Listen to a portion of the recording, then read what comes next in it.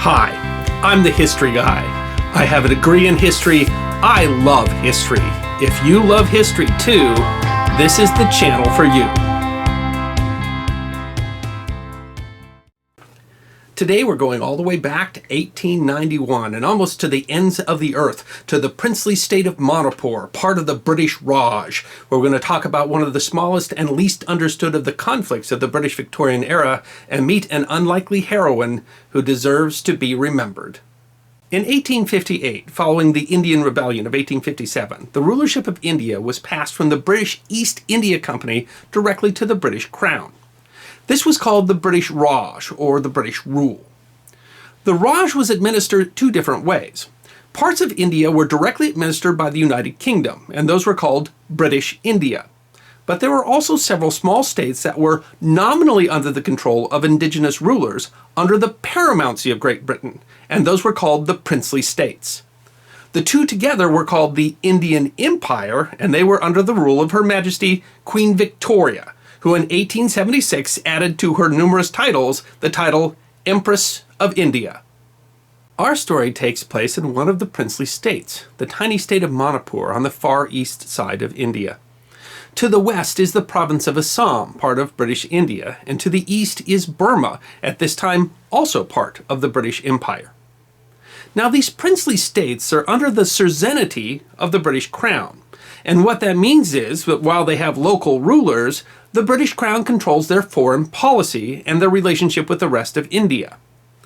But in practice, Britain quite often intervened in their domestic affairs, especially if they thought it impacted the empire. And you can imagine what the local rulers thought of that relationship. Manipur had been a British protectorate since 1824, when the British had helped them resist invasions from nearby Burma. It was generally a good relationship. Manipur had provided troops to the British in the several expeditions to pacify Burma that eventually made it part of the empire. Manipur was about 22,000 square kilometers, had about 467 villages, including the capital of Imphal, a population of about 250,000, and in 1890 was ruled by the Maharaja Surchandra. Every princely state had a local political officer who represented the interests of the crown. As this was the local representative of the empire, they were usually called the resident, and the place they stayed was called the Residency. And in 1890, the resident for the better part of the last 3 years in Manipur was this man, Frank St. Clair Grimwood, who was by all accounts a dedicated and talented public servant. Grimwood lived in the Residency with his wife, the young and pretty Ethel St. Grimwood.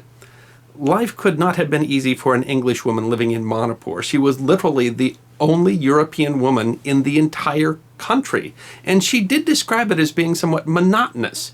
But she seemed to make the best of it, working to improve the Residency's gardens and enjoying the local exotic pets. She had monkeys, she had otters, and even a bear that at one point became so troublesome that it had to be released into the jungle.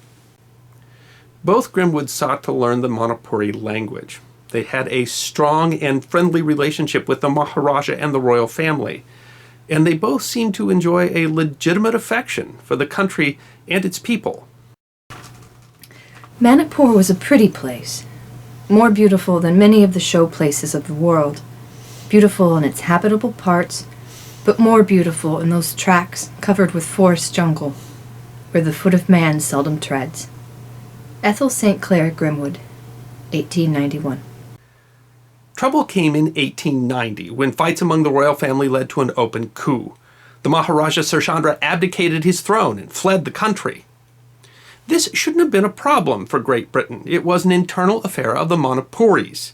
And Frank Grimwood wasn't worried. He had a good relationship with all of the royals, including the new Maharaja. But politics is rarely simple. The old Maharaja appealed to the Viceroy of India, trying to get his throne back. And the Grimwoods knew that there would be trouble when they got news that J.W. Quinton, Frank's boss and the High Commissioner of India, was headed to Manipur and bringing with him 400 soldiers. The Viceroy's decision sounded strange. As the old Maharaja had abdicated, England decided that it would not support returning him to the throne. They would support the new Maharaja. But they decided they had to do something, and so the viceroy decided that they would bring troops and arrest one of the other princes who was thought to be the leader of the rebellion. Now, England might have been thinking that they were supporting stability, but in the eyes of the Manipuri, this was England stepping on their internal affairs and trying to take control of their country. And they did not take kindly to the idea of troops showing up to arrest the new crown prince of the realm. Events escalated quickly. The attempt to arrest the prince turned into a fight, and in all the shooting, several Manipuri civilians were killed. Then the British were in trouble because they were greatly outnumbered, and soon the Residency came under fire by cannon, which ironically had been given to the Manipuri by the British years earlier. Quintin figured out that his position was untenable, and so he sent a note to the Maharaja asking for a council of peace. And so Quintin, along with Frank Grimwood, and the commander of the British troops, Lieutenant Colonel Charles Skene, and 2 other officers, went to the palace to talk to the Maharaja. When the officers hadn't returned from the palace after several hours, it became clear to Ethel Grimwood that something must have gone wrong. And then, when the Residency again came under attack, it was clear that there was not going to be a peace, and that the surviving soldiers were going to have to try to escape to British India. But with the senior officers missing, the regiment was in disarray, and it seems that the person who rose to the occasion was Ethel Grimwood. Understand that Ethel Grimwood is just 24 years old. She's hardly eaten or slept in 2 days. She spent the last day in her own basement trying to help the surgeon treat wounded soldiers, something that would be horrifying for someone with no nurse's training. Her husband is missing, and she's being asked to leave her only home with all of her worldly possessions in it while under artillery fire. There wasn't even time to prepare, and yet she was the only person there who had any knowledge of the local geography, the local language, or had any hope of leading these 400 soldiers to safety. They had little food, could find very little clean water. She hadn't had time to grab boots, so her house shoes fell apart, and she spent most of the trip barefoot. Because they were being pursued by the Manipuri army, they had to avoid the roads, and in the trackless jungle, they would have been lost were it not for her knowledge of the local landmarks. But 2 days later, the little group managed to make it to another regiment and safety. Only later did they find out a horrible truth. The 5 officers who had gone to the palace, whom they assumed had been arrested, had actually been executed. And after her heroic journey, now Ethel Grimwood was a widow. Even while in mourning, Ethel was celebrated throughout the empire. She traveled to London, where Queen Victoria awarded her a medal, the Royal Red Cross. Newspapers heralded her the Heroine of Manipur, the very symbol of grace and courage under fire. And though it is not our vocation in life to be soldiers and to fight for our country, yet when occasion offers, I have little doubt that the women of England have that in them which would enable them to come out of any dilemma as nobly and honorably as the men. Ethel St. Grimwood, 1891. In the end, it was another sad story of empire. Quintin's miscalculation had painted both he and the Maharaja into a corner, with fatal consequences for Quintin, but it didn't exactly work out for Manipur. In response, England raised a huge army, conquered Manipur, killed or arrested the entire royal family, and placed a 5-year-old boy on the throne, in what is still described in England as a mutiny and in India as a fight for freedom.